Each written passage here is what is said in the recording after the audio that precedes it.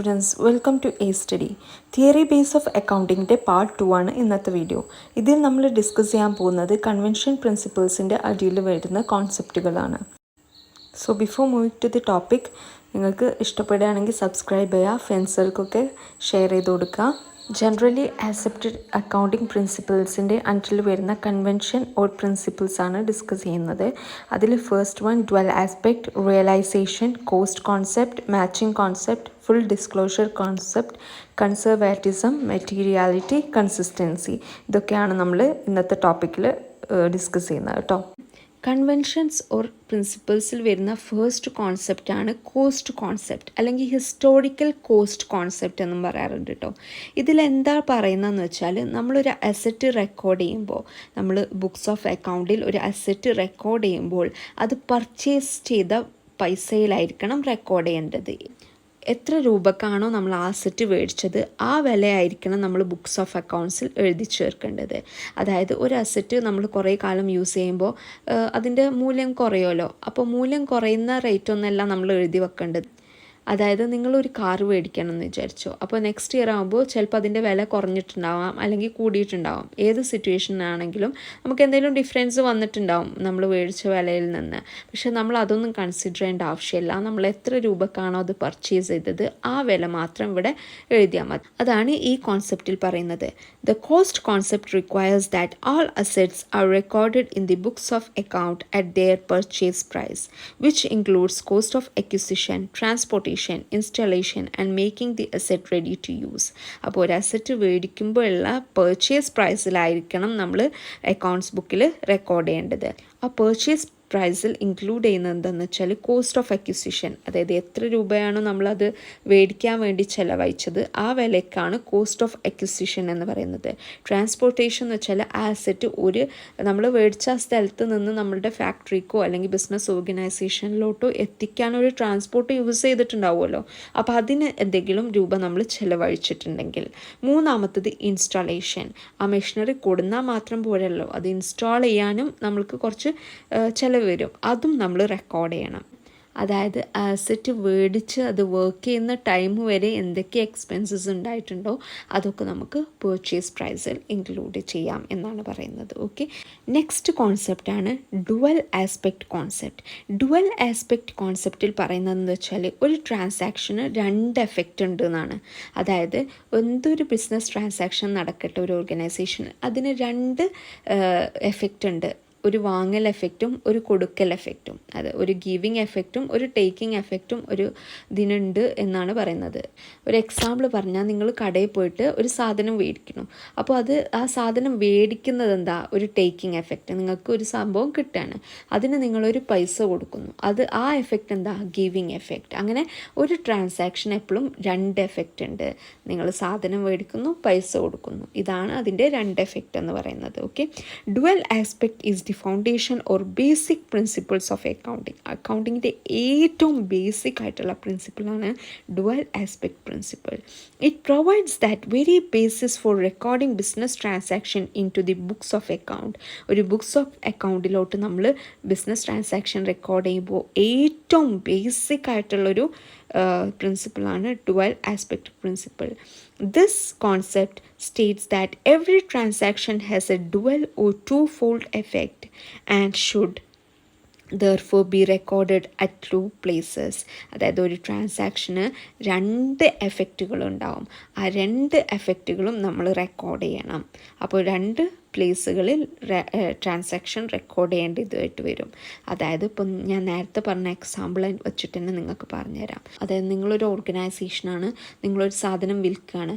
ആ സാധനത്തിന്, ആ പ്രൊഡക്റ്റിന് 100 രൂപയാണെന്ന് വിചാരിച്ചോ. അപ്പോൾ ഒരു ബയർ വന്നു, നിങ്ങൾ ആ സാധനം ആ ബയറിന് കൊടുക്കണം. അപ്പോൾ ആ ബയർ നിങ്ങൾക്ക് 100 രൂപ തരും. അപ്പോൾ നിങ്ങളുടെ ക്യാഷ് എന്തായി, ക്യാഷ് ബാലൻസ് ഇൻക്രീസ് ആയില്ലേ, 100 രൂപയും കൂടിയും കൂടിയില്ലേടാ. അപ്പോൾ ക്യാഷ് ബാലൻസ് ഇൻക്രീസ് ആയി. നിങ്ങളുടെ ഒരു സാധനം വിറ്റു. അപ്പോൾ നിങ്ങളുടെ പ്രൊഡക്റ്റിൽ നിന്ന് എന്തായി, അല്ലെങ്കിൽ ഒരു സ്റ്റോക്കിൽ നിന്ന് ഒരു സാധനം കുറഞ്ഞു അല്ലേ. 10 സ്റ്റോക്ക് ഉണ്ടായിരുന്നു, അതിലൊരു സാധനം നിങ്ങൾ കൊടുക്കുമ്പോൾ ആ സ്റ്റോക്ക് അവിടെ 9 ആയി.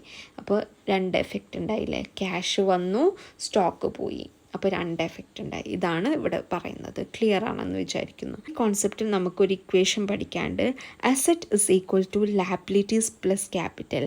അതായത് ഒരു അസറ്റിൻ്റെ വാല്യൂ എന്ന് പറയുന്നത് ലാബിലിറ്റി പ്ലസ് ക്യാപിറ്റലാണ്. ലാബിലിറ്റി എന്ന് വെച്ചാൽ നമുക്ക് കൊടുക്കാനുള്ളതിനെയാണ് ലാബിലിറ്റി എന്ന് പറയുന്നത്. ക്യാപിറ്റൽ എന്ന് വെച്ചാൽ മൂലധനം. ഓക്കെ, ഇത് രണ്ടും കൂടിയതാണ് അസറ്റ് എന്ന് പറയുന്നത്. അതായത് നമ്മൾ വേറൊരു വ്യക്തിക്ക് കടം കൊടുക്കാനുള്ളതും അതുപോലെ തന്നെ നമുക്ക് വന്നിട്ടുള്ള മൂലധനവും എന്തിനോട് ഈക്വൽ ആയിരിക്കണം? അസറ്റിനോട് ഈക്വൽ ആയിരിക്കണം എന്നാണ് പറയുന്നത്. Okay. In other words, the equation states that assets of a business are always equal to the claims of owners and the outsiders. അതായത് ഈ ഇക്വേഷനിൽ പറയുന്നത് എന്താണ്? അസറ്റ് എപ്പോഴും നമ്മൾ പുറത്തേക്ക് കൊടുക്കാനുള്ള, കടക്കാർക്ക് കൊടുക്കാനുള്ളത്, അതിനാണ് ഔട്ട്സൈഡേഴ്സിനുള്ള ക്ലെയിംസ് എന്ന് പറയുന്നത്. അതുപോലെ തന്നെ ഓണറിന് കൊടുക്കാനുള്ളതാണ് ക്യാപിറ്റൽ എന്ന് പറയുന്നത്. അതിനോട് രണ്ടിനോടും ഈക്വൽ ആയിരിക്കണം എപ്പോഴും ഒരു ഓർഗനൈസേഷൻ അസറ്റ് എന്ന് പറയുന്നത്.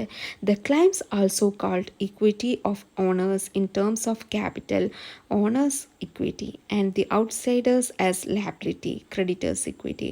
അപ്പോൾ ഓണേഴ്സ് ഇക്വിറ്റിനെയാണ് നമ്മൾ ക്യാപിറ്റൽ എന്ന് പറയുന്നത്, ക്രെഡിറ്റേഴ്സ് ഇക്വിറ്റിനെയാണ് നമ്മൾ ലാബിലിറ്റി എന്ന് പറയുന്നത്.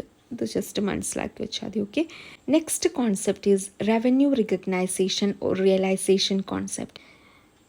ഈ കോൺസെപ്റ്റിൽ പറയുന്നത് എന്താണെന്ന് വെച്ചാൽ ഒരു ട്രാൻസാക്ഷൻ ഉണ്ടായിക്കഴിഞ്ഞ് അത് നമ്മൾ ആ ട്രാൻസാക്ഷൻ നമ്മൾ റിയലൈസ് ചെയ്ത് കഴിഞ്ഞാൽ അത് അക്കൗണ്ട്സിൽ റെക്കോർഡ് ചെയ്യണം.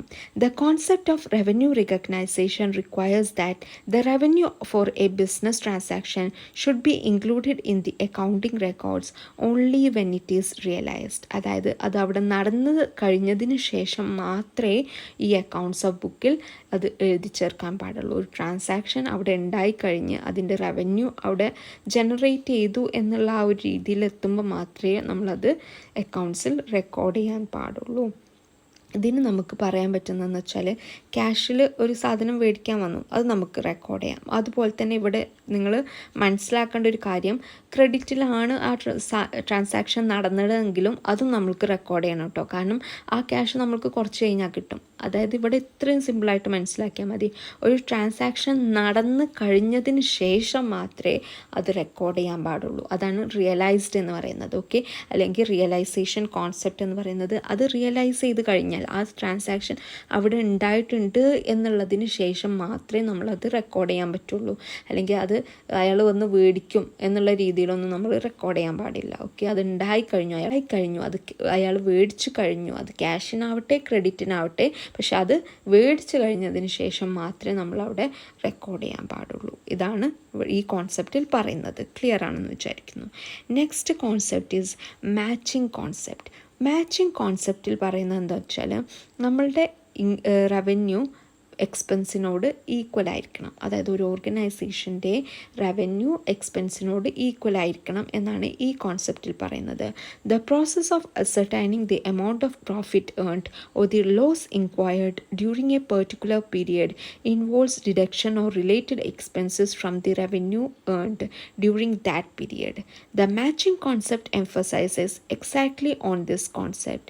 It states that expenses incurred in an accounting period should be matched with the revenue during that period. അതായത് ഒരു പീരിയഡിൽ അക്കൗണ്ടിങ് ട്രാൻസാക്ഷൻ എഴുതുന്ന ഒരു പീരിയഡിൽ അതിൻ്റെ എക്സ്പെൻസ്, അതായത് അതിൻ്റെ ചിലവ് എന്തിനോട് ഈക്വൽ ആയിരിക്കണം? റവന്യൂ എന്ന് വെച്ചാൽ വരവ്. ഓക്കെ, ചിലവ് എപ്പോഴും അതിൻ്റെ വരവിനോട് ഈക്വൽ ആയിരിക്കണം. ഒരു ഓർഗനൈസേഷനിൽ നമ്മൾ അക്കൗണ്ടിങ് പീരിയഡിൽ ട്രാൻസാക്ഷൻസ് റെക്കോർഡ് ചെയ്യുമ്പോൾ ആ ഒരു അക്കൗണ്ടിങ് പീരിയഡിൽ അതിൻ്റെ വരവ് അതിൻ്റെ ചിലവിനോട് ഈക്വൽ ആയിരിക്കണം. That is revenue should be equal to the expenses. ഇതാണ് മാച്ചിങ് കോൺസെപ്റ്റിൽ പറയുന്നത്. റവന്യൂ എപ്പോഴും എന്തിനോട് മാച്ച് ആയിരിക്കണം? എക്സ്പെൻസിനോട് മാച്ച് ആയിരിക്കണം. Next concept is full disclosure concept. Full disclosure കോൺസെപ്റ്റിൽ പറയുന്നത് മെറ്റീരിയൽ ഫാക്റ്റ് ആയിട്ടുള്ള എല്ലാ കാര്യങ്ങളും നമ്മൾ എവിടെ റെക്കോർഡ് ചെയ്തിരിക്കണം? അക്കൗണ്ട്സ് ഓഫ് ബുക്കിൽ റെക്കോർഡ് ചെയ്തിരിക്കണം. The principle of financial disclosure requires that all material and relevant fact, എല്ലാ മെറ്റീരിയൽ ആയിട്ടുള്ളതും അതുപോലെ തന്നെ ഇമ്പോർട്ടൻ്റ് ആയിട്ടുള്ള ഫാക്റ്റുകളും കൺസേണിങ് ഫിനാൻഷ്യൽ പെർഫോമൻസ്, ഒരു ഫിനാൻഷ്യൽ പെർഫോമൻസിനെ കൺസേൺ ചെയ്യുന്ന എല്ലാ ഇമ്പോർട്ടൻ്റ് ആയിട്ടുള്ള കാര്യങ്ങളും എന്ത് must be fully and completely disclosed in the financial statement and their accompanying footnotes. അതെല്ലാം ഫിനാൻഷ്യൽ സ്റ്റേറ്റ്മെൻറ്റിൽ മൊത്തത്തിൽ ക്ലിയർ ആയിട്ട് അതുപോലെ തന്നെ സ്റ്റേറ്റ് ചെയ്യണം എന്നാണ് ഫുൾ ഡിസ്ക്ലോഷർ കോൺസെപ്റ്റിൽ പറയുന്നത്. നെക്സ്റ്റ് കോൺസെപ്റ്റാണ് കൺസിസ്റ്റൻസി കോൺസെപ്റ്റ്. കൺസിസ്റ്റൻസി കോൺസെപ്റ്റിൽ പറയുന്നത് ആ പേര് പറയുന്നത് പോലെ തന്നെ, അതായത് നമ്മൾ ഒരു പീരിയഡ് ഓഫ് ടൈമിനുള്ളിൽ പെട്ടെന്ന് ഈ അക്കൗണ്ടിങ് പോളിസീസോ അതുപോലെ തന്നെ പ്രാക്ടീസസോ ഒന്നും പെട്ടെന്ന് ഇങ്ങനെ മാറ്റങ്ങൾ വരുത്താൻ പാടില്ല. ഒരു ഓർഗനൈസേഷൻ എന്ത് പോളിസിയാണോ മെയിൻറ്റെയിൻ ചെയ്യുന്നത് അത് കുറച്ച് കാലമെങ്കിലും അത് മെയിൻറ്റെയിൻ ചെയ്യണം. പെട്ടെന്ന് ഇങ്ങനെ പോളിസീസ്, അക്കൗണ്ടിങ് പോളിസീസ് മാറ്റാൻ പാടില്ല എന്നാണ് കൺസിസ്റ്റൻസി കോൺസെപ്റ്റിൽ പറയുന്നത്.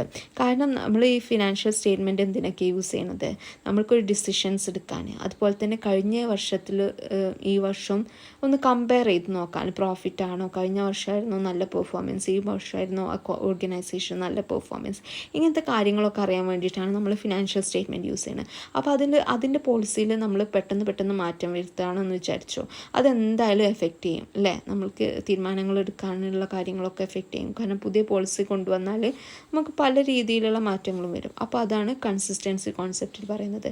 ഓവർ ഈ പീരിയഡ് ഓഫ് ടൈമിനുള്ളിൽ നമ്മൾ ഈ അക്കൗണ്ടിങ് പ്രാക്ടീസസോ പോളിസസോ പെട്ടെന്ന് മാറ്റാൻ പാടില്ല. യൂണിഫോമിറ്റി മെയിൻറ്റെയിൻ ചെയ്യണം. ഓക്കെ, അതാണ് ഈ കോൺസെപ്റ്റിൽ പറയുന്നത്. നെക്സ്റ്റ് കോൺസെപ്റ്റാണ് കൺസർവാറ്റിസം കോൺസെപ്റ്റ്. ഈ കൺസർവാറ്റിസം കോൺസെപ്റ്റിന് പറയുന്ന വേറെ പേരാണ് പ്രുഡൻസ് അല്ലെങ്കിൽ പ്ലേയിങ് സേഫ് എന്നൊക്കെ പറയാറുണ്ട് കേട്ടോ ഈ കോൺസെപ്റ്റിന്.